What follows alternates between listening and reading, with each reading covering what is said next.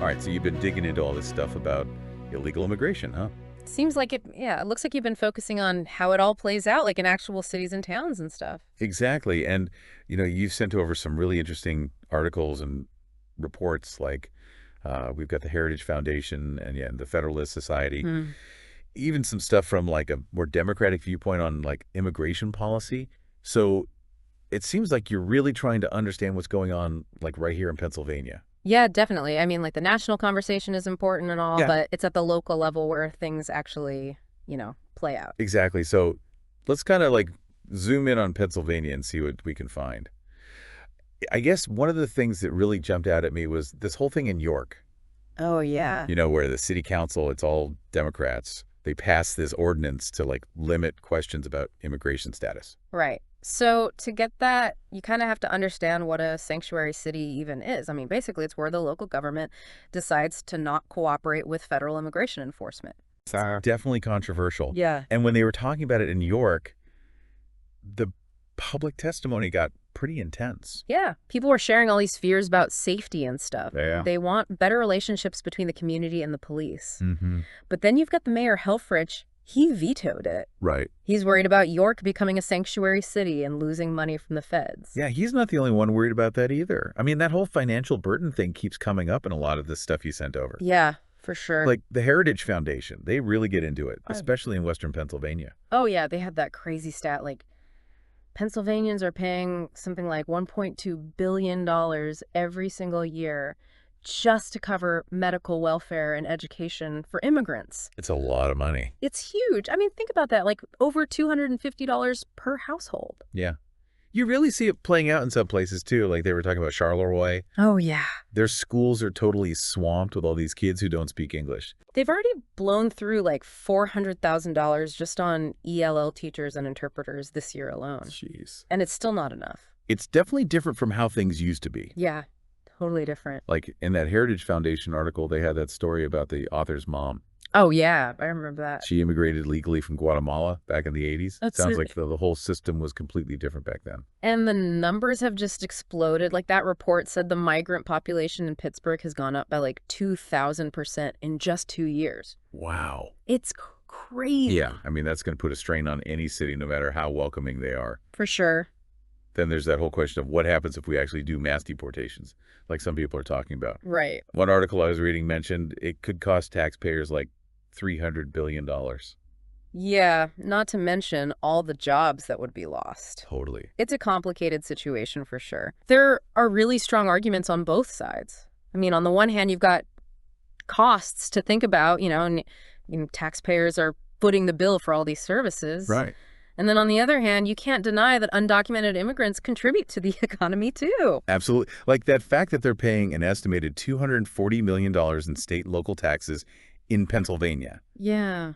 Like a catch-22, deportations might seem like the answer, but it could end up hurting everybody. Yeah, and even if you forget about the money for a second, Yeah. like how do you even deport millions of people? It would be a total logistical nightmare. And ethically, I mean, come on. Exactly. You can't just kick people out who have built lives here, Yeah. regardless of their legal status. Yeah, the human cost would be insane. Totally. This seems like what we need are more like, nuanced solutions. I think so. Something beyond just like deport everyone or open the borders, Yeah, for sure. And speaking of like communities changing, one thing that keeps popping up is how these lax immigration policies might be messing with voter registration. Oh, yeah. The Federalist Society, they're like waving red flags about it. Right, they're worried about stuff like same-day voter registration. Right.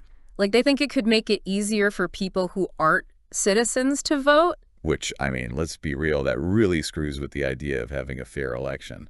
For sure. And they bring up this case in Pennsylvania. Oh, yeah. Where this group, the Public Interest Legal Foundation, is suing to get more transparency about the voter rolls. Yeah, they want to make sure that only citizens are voting. And even the Biden Justice Department seems to be on their side with that.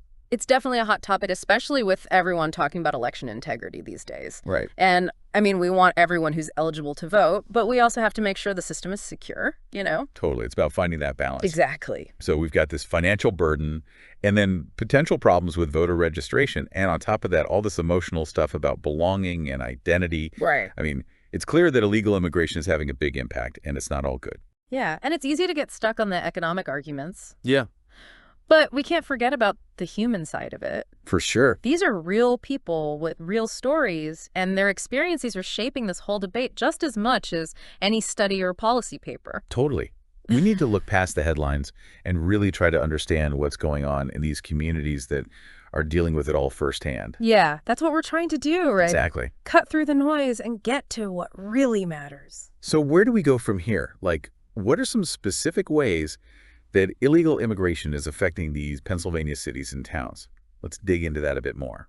Well, one of the things you see right away is how it hits public services, like schools especially. Yeah. We talked about Charleroi, but it's not just them. The Heritage Foundation report had a bunch of examples like Hazleton, Allentown, Reading, all these schools that are just drowning in students who don't speak any English. Yeah. I can only imagine how much that strains resources like money and even just teachers' time. Totally. And they actually quote a teacher from Hazleton in the article. Oh, wow. She says it's like trying to teach calculus to kids who haven't even learned basic math.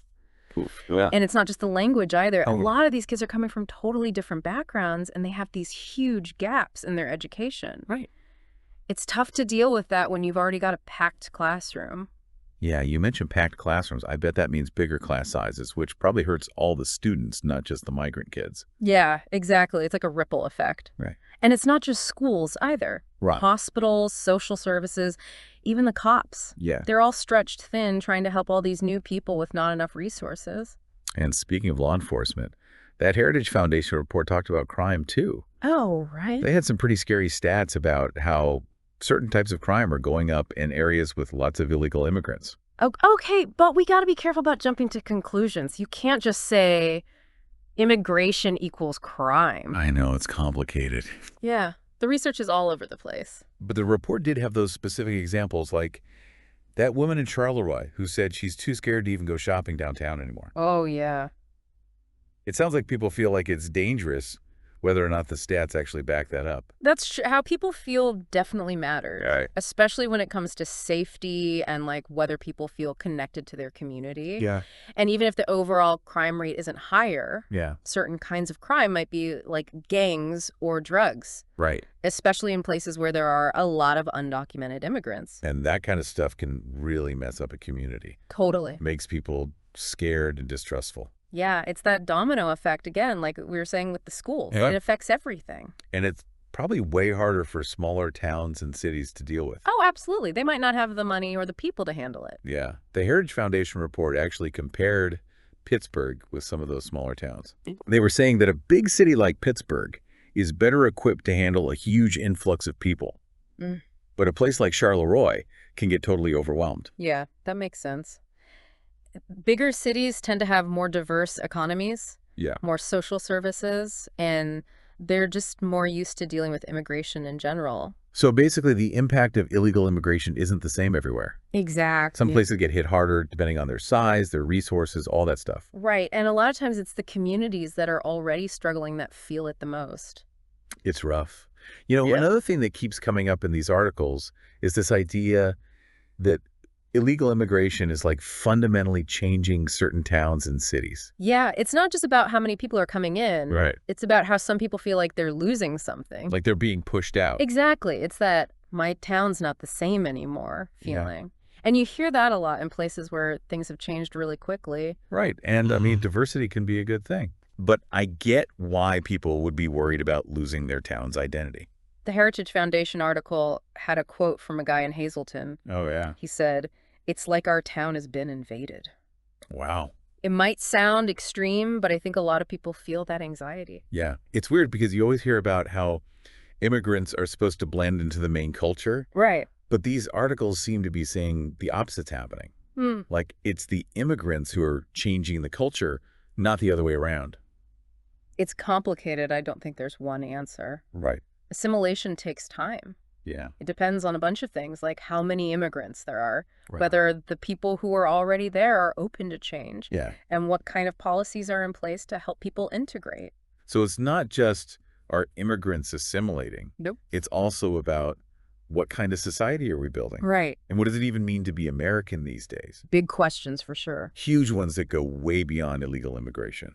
Totally. And they're questions we need to face as a country. For sure. We can't just ignore them or pretend everything's fine. Right. Because if we don't deal with these issues, they're just going to get worse. So we've talked about schools, public services, crime, even how the culture is changing.